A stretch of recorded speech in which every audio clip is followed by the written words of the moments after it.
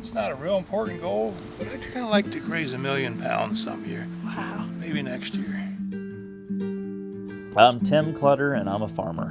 Sam Fawcett. I'm a farmer here in Gambier, Ohio. Allen Stockberger. The reason we're having this interview is because part of my occupation is farming. When you initially contacted me, you wanted a multi-generational farm operation, and mine is not. I knew from about the age of 5 years old that I wanted to be a farmer.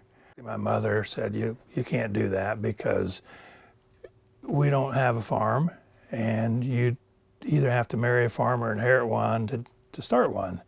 And I've been very fortunate. I was pretty stubborn, determined, to the point where started small and just kind of built on it. The farm we're sitting on right now came into our family in 1835, so I'm the 7th generation. The farm's definitely changed as far as what type of farming. Back, I'm sure in the 1835 era, they were a lot of cattle, a lot of different type of livestock. We have no livestock now. My dad, when he first started his career, they still had quite a bit of livestock, but they quickly transitioned out of that, and now we're just strictly corn and soybeans. So no, it's definitely changed significantly over the years. Fawcett's been here for a long time. I am the 6th generation farmer for the Fawcett's. Well, I mean, obviously, to start to go the way back is where everybody had an agrarian background where they had the cow they milked, the chickens they got the eggs from, the pig they slaughtered. To really, that's how it was until my dad came back from college. He tried to be an accountant, but realized he did not like it, so he decided to farm, and he turned it into an intensive hog operation where we took care of quite a bit of sows and made the money from the hog operation. I grew up with that, and I absolutely hated it. I hate hogs. I had no fond memories of farming. It's like, this is awful, it's atrocious, why would anybody want to farm? I mean, when I first started, it's like, oh, this is ridiculous, but I learned to love it. Like, I really think I never thought I'd be passionate about farming, but I really have been. I started getting involved with different nonprofits related to agriculture, and I think it really became a thing where it's like, yeah, I couldn't imagine doing anything else. It's fun. For some reason, I just always knew I wanted to farm. I just liked it. I just liked growing things. And at some point, I realized I had to decide whether I wanted to do livestock or crops. There are farms that do both, but in my case, if I wanted to do livestock, for example, I had this notion back when I was pretty young that I should have a dairy farm, because with dairy you have a steady monthly income, and with crops you don't. And nobody knows what the market's going to do 2 weeks from now or 2 years from now or 2 months from now. You just don't know. So it's a gamble. Every year's a gamble. You don't know what kind of yield you're going to have. You don't know what the market's going to be.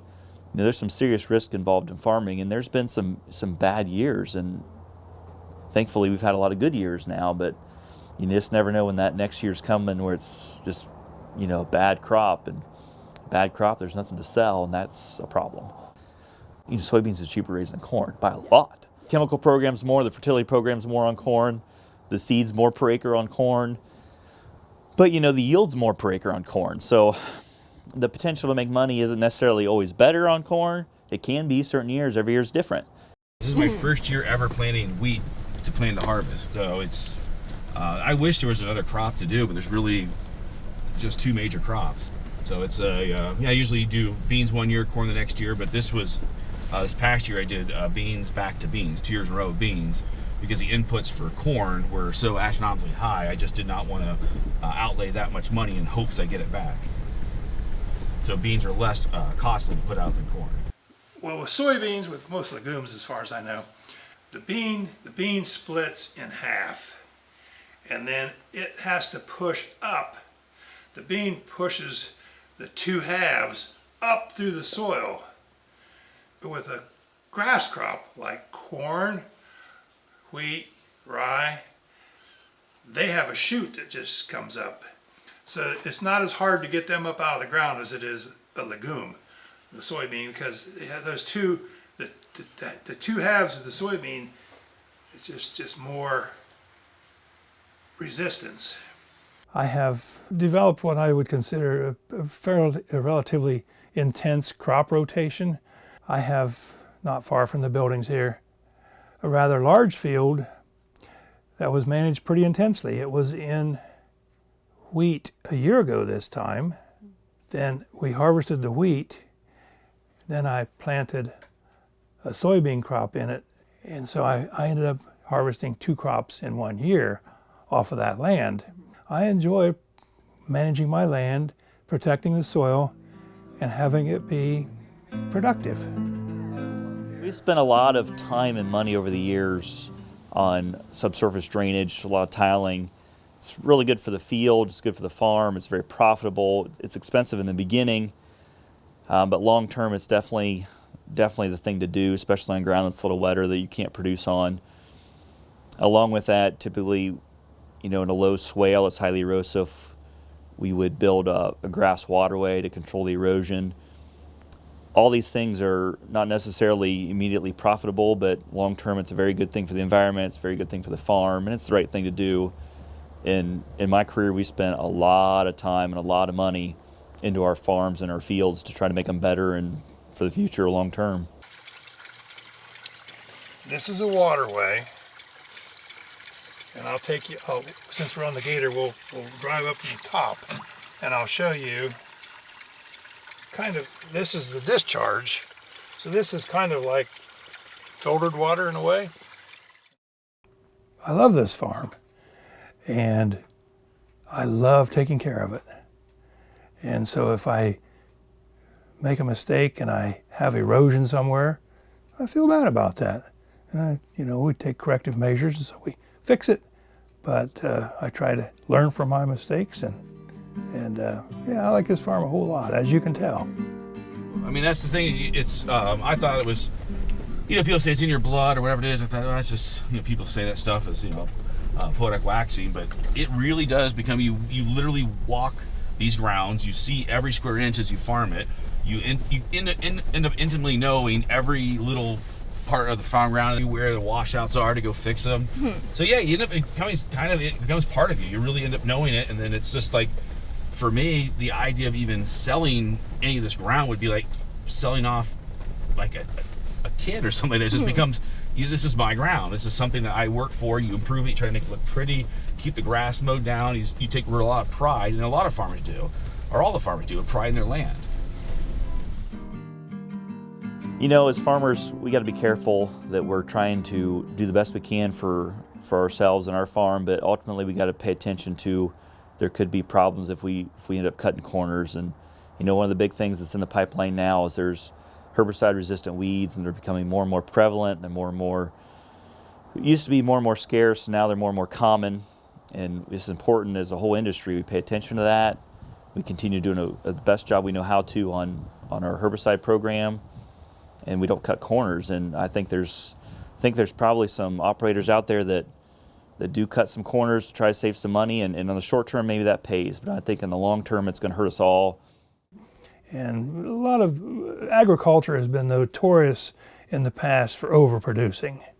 We just overproduced to our detriment. I think a lot of people still believe in tillage, which there is a place for it. I just don't think it's a good idea. But I think with the stuff, especially with the different stuff going on with the climate, I think people are originally going to be into carbon sequestering, which is the no tillage, is a way to sequester carbon, because every time you roll that soil over and that organic matter is exposed to the atmosphere, you'll release carbon that is actually captured from the atmosphere. So I think it's changing, and I unfortunately think we're gonna have to force people, or highly incentivize people through financial means, to get them to do a more conservation approach to farming. I think farming has a certain skewer towards environmental and political ideas, but you never know. I mean, I do. I'm instilling my kids about climate change and soil health, and actually doing stuff that you're stewards of the land. So, I don't know. These two still have popcorn in them, and the twin bins happen to have soybeans in them right now, but that should be going to market very soon, like about the first week of February. It's supposed to be taken to a crush plant. They crush the soybeans, goes through like an auger, only it's like super tight, and it just squeezes the beans down, squeezes the oil out of them, and then the leftover product is what's called bean meal or soybean meal, which is great feed. It's high protein. I guess that's supposed to be going to Norway for fish food. So seems like a long ride on a boat to me. I really think you should leave the farm for a little while, move to a different area, and see if you like it. That's what, when I was living in concrete jungles of Chicago, I finally realized, like, you know what? Out here in the middle of nowhere is kind of nice. If you never left, you would have no idea that this is actually a great place to live, raise a family. So I encourage any future generations to leave for a little while, try to maybe go to a secondary education, whatever, tech school, college, whatever it is, then see if you like farming, and then come back. Yeah, I went to Ohio State. I have a degree in crop management. I learned a lot of, I would say, somewhat the basics while in school. Then you come home and you apply what you learned there, and also you form a kind of a network of friends and different colleagues and what they do. So you kind of learn from other people and how they do things. You think, well, that's interesting. I might try that on my farm. And there's definitely things we're doing now that we wouldn't have done if I would have met the friends I met in college and talked to them, see how they're farming. And we're 20 years later, we still visit, almost on a weekly basis. So, I learned a lot in college and formed a lot of friendships in college. And yeah, it's changed how we do things around here. That's the cool thing about farming. Everybody helps each other out. And so they need storage. I mean, I financially, gain from them, but it's just like, yeah, you can use this, and then they help out with me. If I need to get stuck somewhere, they'll pull me out of the field. They need help doing, like, moving some cattle someday. I'll come over to their house and help them out a little bit. But it's nice because it's, I don't know any industries where you can call up some of your competitor and say, I need help today. Like, oh yeah, sure, no problem. I'm actually happy to be a proud of a trusting group of people. Yeah, it just makes life more pleasant.